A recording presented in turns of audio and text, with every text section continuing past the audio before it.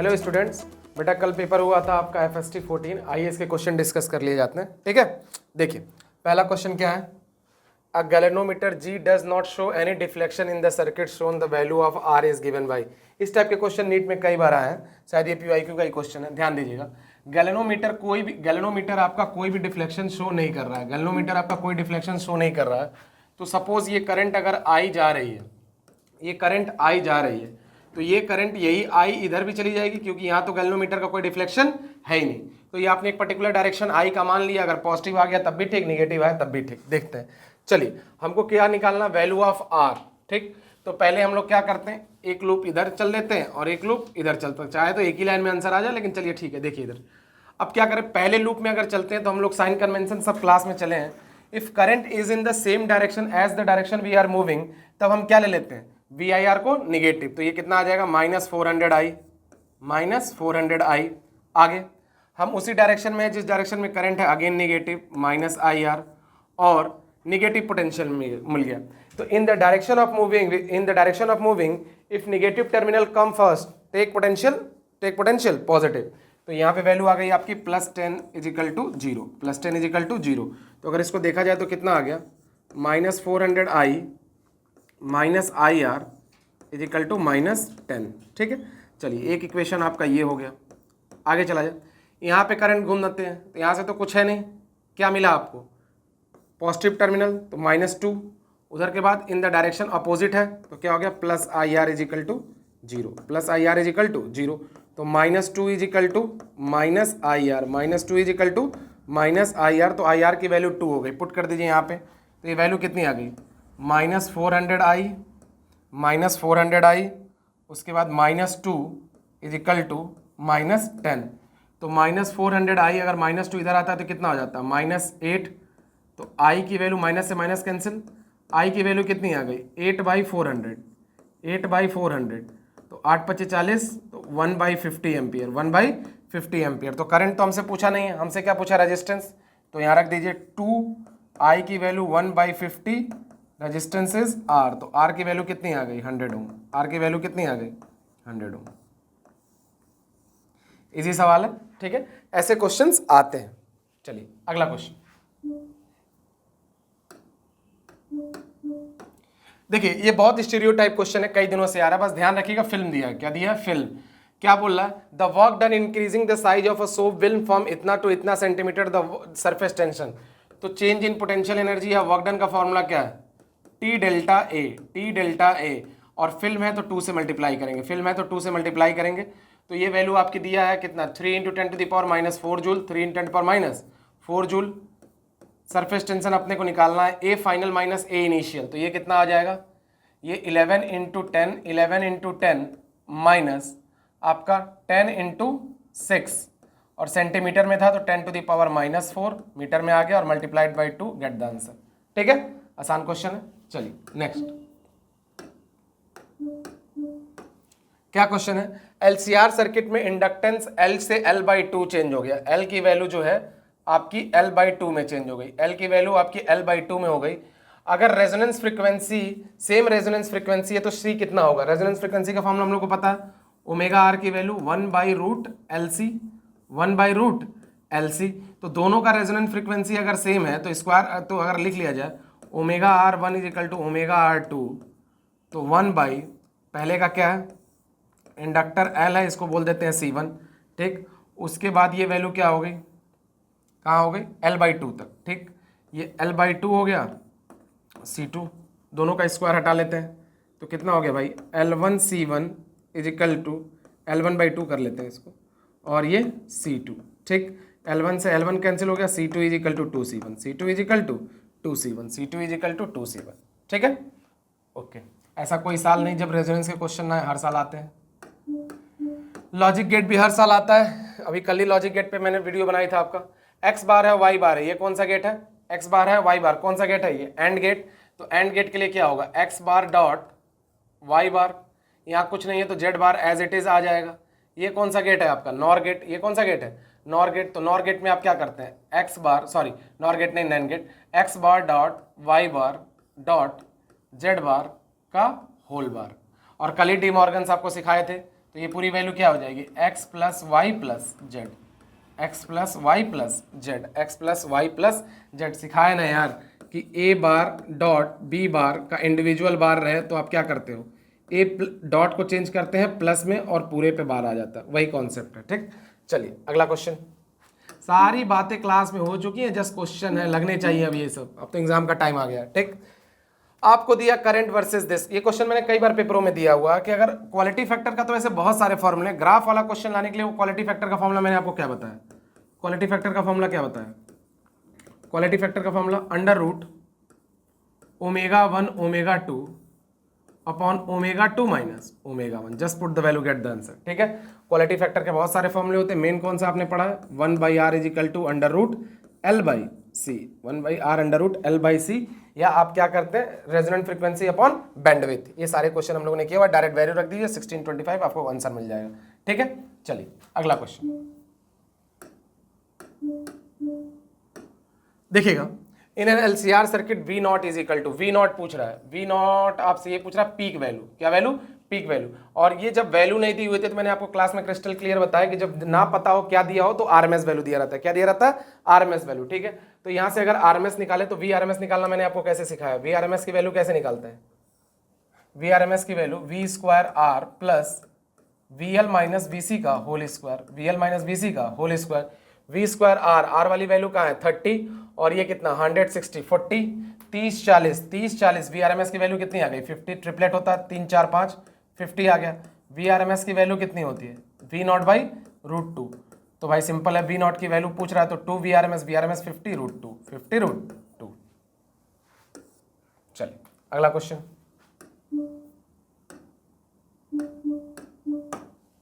क्या है, फिर से लॉजिक गेट का क्वेश्चन आ गया। लॉजिक गेट का क्वेश्चन है, ये क्या दिया आपको, ये कौन सा गेट है आपका, नॉर गेट है, तो a प्लस बी का बार, a प्लस बी का बार, डायरेक्ट सिखाएं नॉट गेट होता है तो a प्लस बी का बार का डबल बार, बार का डबल बार मतलब a प्लस बी, एग्जैक्ट वही वैल्यू। ये वैल्यू कौन सी आ गई, और गेट है, ये वैल्यू कौन सी आ गई, और गेट है। तो और गेट है तो 0 0 का कोई ऑप्शन मैच कर लेते हैं, 0 0 का 1, 0 1 का 1, 1 0 का 1 1 नहीं, ये 1 ही होगा, 1 1 का 0 कैसे आ जाएगा, ठीक, 0 0 का 0, 0 1 का 0 नहीं, ये भी नहीं है, 0 0 का 0, 0 1 का 1, 1 0 का 1, 1 1 का 1, यही होगा। ट्रूथ टेबल कल भी सिखाए थे आपको।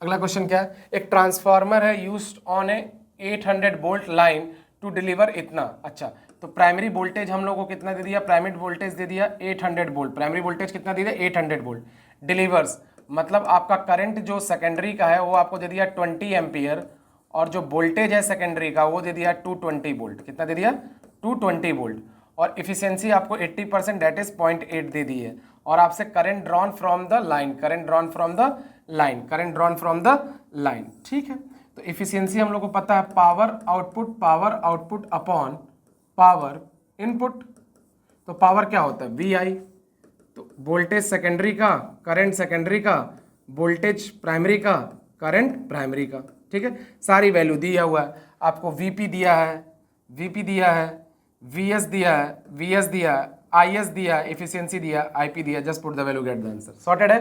ठीक,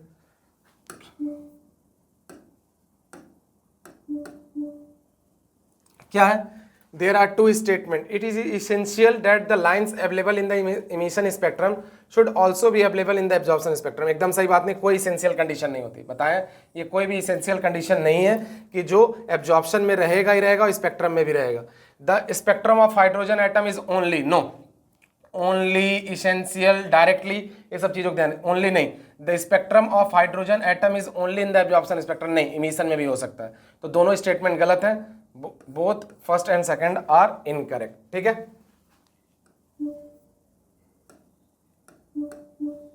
अगला question, effective resistance of n number of resistance when connected in parallel is p, if one of the resistor is remove the effective resistance is q। अच्छा, जब हम लोग रेजिस्टेंस रख रहे हैं तो n टर्म्स तक रख रहे हैं, तो मतलब अगर 1 पाई p रखें तो पहले किस में है पैरेलल में, तो मैं क्या रखूंगा 1/r1 plus 1/r2 plus 1/r3, और कहाँ तक जाएगा बेटा जी n तक बोला है 1/rn तक। अच्छा, दूसरा क्या बोल रहा है, जब इसको हम लोगों ने सीरीज में रख दिया है, एक रिमूव हो गया तो 1/q रिमूव कर दे रहे हैं, 1 बाई एक रिमूव करना है तो 1 by R1 plus 1 by R2 plus 1 by R3, जाता जाता तक जाएगा, बस एक पहले वाला रिमूव हो जाएगा R-1। तो क्या कर सकते हैं, दोनों को माइनस कर दीजिए, दोनों को माइनस कर दीजिए, दोनों को माइनस करेंगे 1 by P minus 1 by Q, 1 by P minus 1 by Q, तो बाकी सब कट जाएगा, बचेगा सिर्फ क्या, बाकी ये इसको काट देगा, ये इसको, लास्ट तक कटता रहेगा, बस बचेगा क्या 1 बाई RN। तो ये क्या हो जाएगा जी, Q minus P upon P Q, और ये 1 बाई RN। तो RN की वैल्यू क्या हो गई, P Q upon Q minus P, P Q upon Q minus P, ठीक है, P Q upon Q minus P. अच्छा क्वेश्चन है ये, ठीक क्वेश्चन है, ठीक। चलिए अगला क्वेश्चन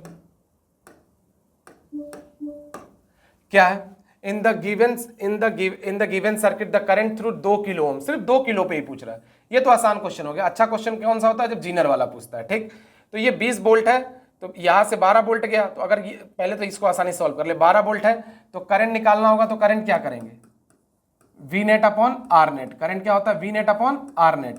वी नेट की वैल्यू कितनी है, 12 वोल्ट, कितना आ गया 12 वोल्ट, और 2 किलो ओम है तो 2000 मिली में आंसर है, तो मिली है तो 1000 से मल्टीप्लाई कर दो, कैंसिल हो गया, 6 milliampere, 6 milliampere, 6 milli ampere.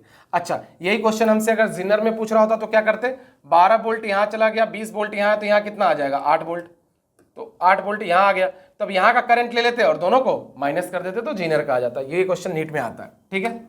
चलिए अगला क्वेश्चन,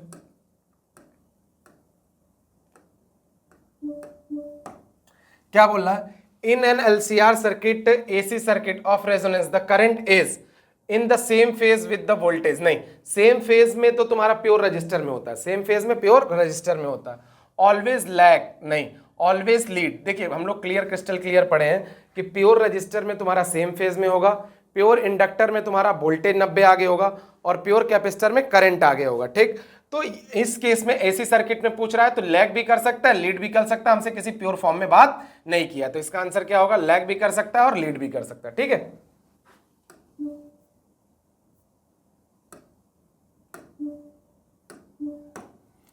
क्या है, the wavelength lambda of photon of a de Broglie wavelength and electron have same value, find energy of photon, energy of photon to the kinetic energy of, to the kinetic energy of electron, to the kinetic energy of electron, ठीक है। The ratio of energy, energy of photon, energy of photon क्या होगा भाई, energy of photon क्या होगा, hc by lambda, और kinetic energy of electron, kinetic energy of electron, तो electron की वैल्यू काइनेटिक एनर्जी क्या होगी, हाफ mv², ठीक। तो यहां ऊपर चला गया तो क्या आ गया, 2hc upon lambda mv², lambda mv²। कोई आंसर मैच कर रहा। अच्छा हम लोग को v के टर्म्स में आंसर नहीं चाहिए, हम लोग को v के टर्म्स में आंसर नहीं चाहिए, तो v को रिमूव करते हैं। हम लोगों ने पढ़ा de Broglie wavelength equal lambda equal to h by P, तो lambda equal to h upon mv, तो v को यहां से हटाएं तो कितना हो जाएगा, h upon m lambda, h upon m lambda, h upon m lambda, तो 2hc upon lambda m h² upon m² lambda square, ठीक है। तो ध्यान से देखा जाए तो एक h से एक h कट गया, एक लैम्डा से एक लैम्डा कट गया, ठीक, और ये m बचा हुआ है ना, ये m बचा हुआ है, ठीक। तो ऊपर ले गया तो कितना बचेगा जी, ऊपर ले गया तो कितना बचेगा, 2n², 2 कुछ बचा m², अच्छा ये m² है, ये भी m² है, तो एक m से एक m कट गया, ठीक है, कोई इशू नहीं। तो 2m lambda c, 2m lambda c divided by, और तो कुछ बचा नहीं, बस h, 2m lambda c by h, 2m lambda c by h, बस ऑप्शन देके कैलकुलेट करना था भाई, यहां तक तो ला ही सकते हैं, ठीक। अगला क्वेश्चन, ठीक। Two slits are separated by a distance 0.5 mm. Two slits are separated by a distance,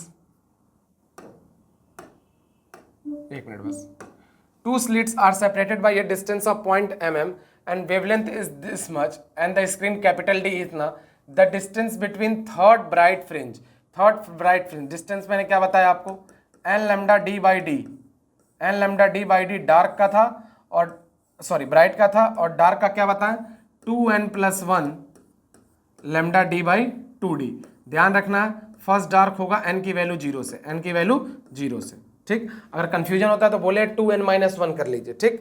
तो यहां तो क्या बोला आपसे, थर्ड थर्ड ब्राइट बोल दिया, तब तो ये बहुत आसान हो गया। 3 लैम्डा डी बाई डी। आपको वेवलेंथ भी दिया हुआ है, आपको कैपिटल डी भी दिया हुआ है और स्मॉल डी भी दिया हुआ है, तो just put the value, get the answer.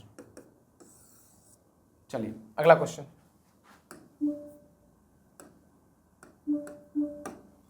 When a positive charge move on a equipotensial surface, जब कोई एक, ये कितने सालों से क्वेश्चन आ रहा है कि electric field lines and equipotentials are perpendicular to each other, और जब किसी भी इक्विपोटेंशियल सरफेस पे किसी टेस्ट चार्ज को हम मूव कराएंगे तो उसका वर्क डन हरदम क्या आ जाएगा, जीरो। क्योंकि अगर हम लोग बात करें तो वर्क डन क्या होगा, Q delta V, Q delta V. तो वर्क डन की बात करें तो Q V final minus V initial, और equipotential surface is a surface in which potential remain same at each and every point. तो हर पॉइंट पे पोटेंशियल सेम है, तो डेल्टा वी जीरो, तो वर्क डन आपका क्या हो जाएगा, जीरो, वर्क डन जीरो हो जाएगा। चलिए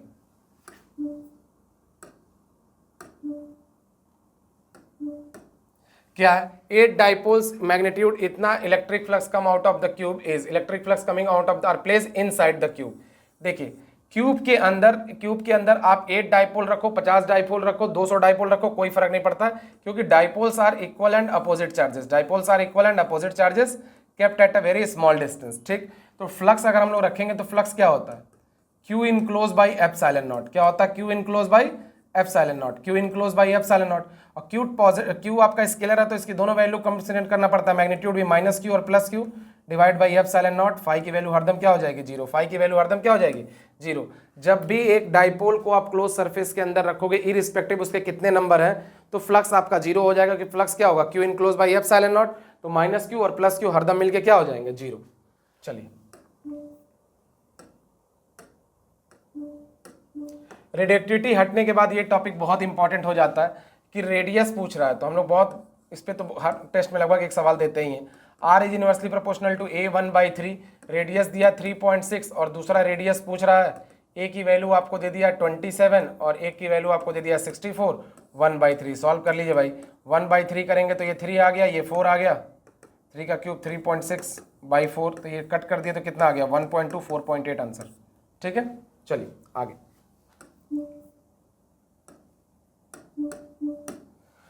एक फोर्स है 100 न्यूटन का, एक फोर्स कितना है 100 न्यूटन का, और चार्ज इतना दिया, इलेक्ट्रिक फील्ड पूछ रहा है magnitude, E is equal to F by Q. जानबूझ के ये सब सवाल इजी दिए गए हैं कि ये सब याद रहे, क्योंकि 2023 में ही पूछ लिया था ना, E is equal to F by M, तो E is equal to F by Q, तो F is equal to what, Q E, F is equal to Q E, F is equal to Q E. आपको force भी दिया हुआ है, आपको charge भी दिया हुआ है, फील्ड निकालना कोई भी निकाल लेगा, just put the value, get the answer. चलिए आगे। क्या the principle of control chain reaction, control chain, control वाले में क्या आ जाए आपका, न्यूक्लियर रिएक्टर, कंट्रोल वाले में क्या आ जाएगा, न्यूक्लियर रिएक्टर, अनकंट्रोल में एटॉमिक बम, अनकंट्रोल में एटॉमिक बम, और फ्यूजन वाले में सन से रिलेटेड। ठीक है, चलिए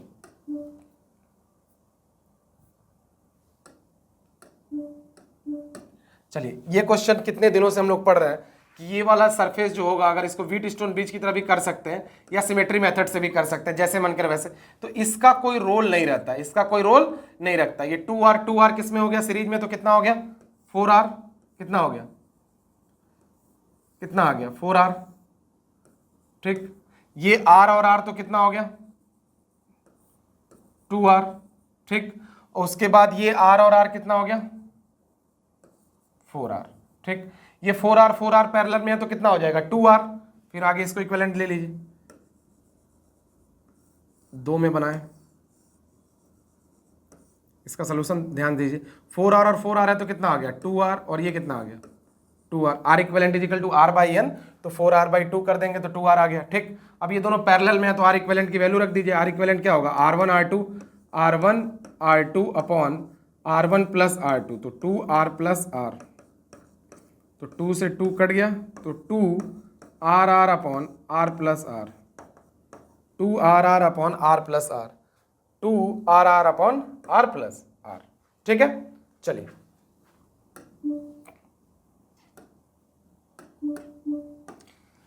एक मास है, मैं broken into parts M1 and F2, और M1 की वैल्यू मैक्सिमम कब लाना है। तो मान लो एक कोई मास है M, ये चार्ज में भी करा चुके हैं, मास में भी करा चुके हैं, तो अगर एक का मास M1 को M मान लें और M2 को क्या मान लें M-M, तो मैं अगर फोर्स लिखता हूँ तो मैं क्या लिखूंगा, F is equal to G m1 m, और ये क्या हो गया m minus M by distance इनके बीच का आर स्क्वायर रखो, तो F इज इक्वल टू क्या आ गया, G m into M minus M square by R square. ठीक, तो अगर मुझे इसको जीरो रखना है तो मैं क्या करूंगा, अगर इसको मैक्सिमम रखना है तो D F by D M करके जीरो के बराबर कर दूंगा, G by R square constant है तो वैल्यू जीरो होने से रही, तो अगर इसको डिफ्रेंशिएट करेंगे तो m minus two M is equal to zero, तो m की वैल्यू कितनी आ गई 2m, तो स्मॉल m की वैल्यू कितनी आ गई m बाई टू। जब भी मैक्सिमम वैल्यू लानी होगी m बाई टू, या 4 से भी रिलेटेड होगा तो q बाई टू, कई बार ये क्वेश्चन हो चुका है। फिर वही क्वेश्चन पता नहीं कैसे 2 बार रिपीट हो गया, इस मतलब क्वेश्चन तो सेम है, वैल्यू अलग है। वर्क डन निकालना होगा या चेंज इन पोटेंशियल एनर्जी निकालना होगा तो क्या करेंगे, टी डेल्टा है, क्या फिल्म बोला है इसमें, फिल्म बोला है कि हाँ फिल्म बोला है, तो 2 से मल्टीप्लाई करना पड़ेगा। ठीक, इसकी वैल्यू दिया है 3 × 10⁻⁴, टी निकालना है, ए फाइनल कितना हो जाएगा 20, 5 को 20, और ये 8 इंटू 10⁻⁴ कर दें, 2 से मल्टीप्लाई कर दें, तो ये -4 से -4 कैंसिल, टी की वैल्यू तुम्हारी आ गई 3 डिवाइड बाई 12 हो जा 3 डिवाइड बाई 1/24। ठीक है, तो 1/8 बोले तो 0.125। ठीक है, चलिए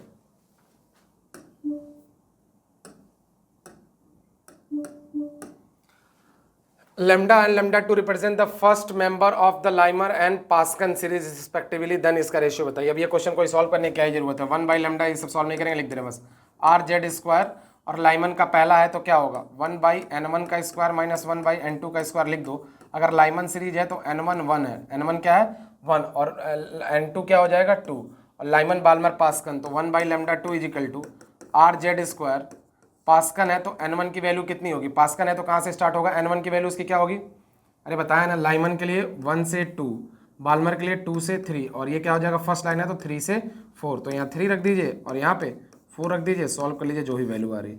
लाइमन के लिए n1 हरदम 1, बाल्मर के लिए n1 हरदम 2, और पास्कल के लिए हरदम n1 की वैल्यू 3। लाइमन किस में बिलोंग करेगा, अल्ट्रावायलेट में, बाल्मर विजिबल रीजन में। पिछली बार क्वेश्चन दिए थे, एक ब्लू लाइट दे के किए थे बाल्मर वाला, वो क्वेश्चन बहुत बढ़िया था। ठीक, अगला ग्रेविटेशन का एक क्वेश्चन है, थोड़ा दूसरा एंगल से लिखते हैं इसको। ठीक, एक 72 kg on the surface of the earth है, its weight on the surface of Mars whose mass is इतना एंड रेडियस इज इतना। ठीक है, तो g की अगर बात करें तो g इज इक्वल टू क्या होता है, gm बाई आर स्क्वायर, नहीं अच्छा लग रहा है इससे, g is equal to gm by R square, g is equal to gm by R square. अगर वेट की बात करोगे आप m से मल्टीप्लाई कर दो, कोई फर्क नहीं पड़ेगा, kgf है। अच्छा, जैसे यहाँ m से मल्टीप्लाई कर दीजिए तो ये वेट आ गया आपको, कई बार जैसे ये फॉर्मूला मैंने लिखा है, gh is equal to g upon 1 upon h plus r का होल स्क्वायर। कई बार बोलता है कि सरफेस पे है, तो मैंने कई बार बोला g की तरह ट्रीट करिए, इसको m से मल्टीप्लाई कर दीजिए, इसको m से मल्टीप्लाई कर दीजिए, बात तो एक ही है, g को आप वेट की तरह ट्रीट करिए, गलत नहीं होता है क्वेश्चन।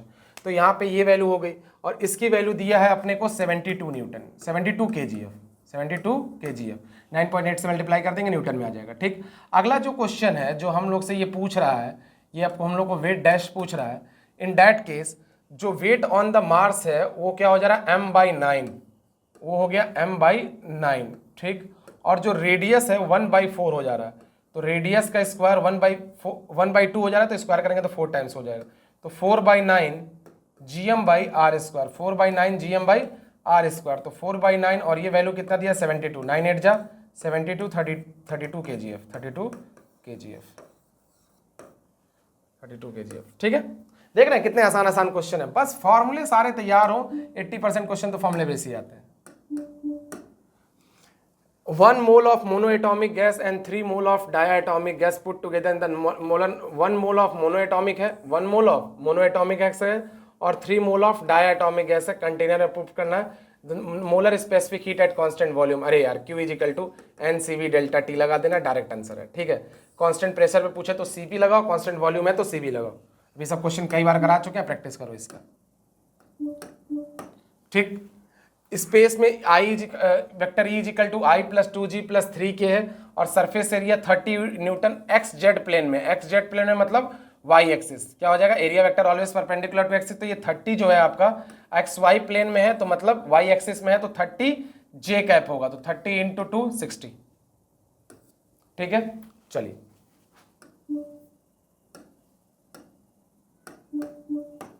देखिएगा, इलेक्ट्रिक डाइपोल है, मोमेंट P 64P, प्लेस्ड इतना, सिखाएं आपको कि ये P है और ये 64P है, ठीक, और डिस्टेंस कितना है 25 सेंटीमीटर, कितना 25 सेंटीमीटर, ठीक। Electric field will be zero at the point, field zero निकालना है। तो देखो अगर फील्ड वाला क्वेश्चन होता तो हम लोग क्या करते, एक्स ये फील्ड या फोर्स के लिए था तो √Q1 upon √Q1 plus √Q2 into are करते, यहाँ पे भी वही है, लेकिन हाफ की जगह 3/2 ले लो, क्या ले लो 3/2, क्योंकि जो आपका डाइपोल है वो क्या है 2kp/r³, 2kp/r³, एक्जेली की बात कर रहे हैं, तो ये इनवर्स रिलेशन है। तो यहाँ आप क्या कर सकते हो, p √p को ना लिख के p⁵ लिखो और ऐसे कर लो जैसा समझाया। तो p का तो p रहेगा, तो p का तो p रहेगा और नीचे भी p रहेगा, और 64 का कितना हो जाएगा 4p मल्टीप्लाइड बाई 25, तो p कट गया तो 1/5 इंटू 25 डेट इज 5 सेंटीमीटर, ठीक है। चलिए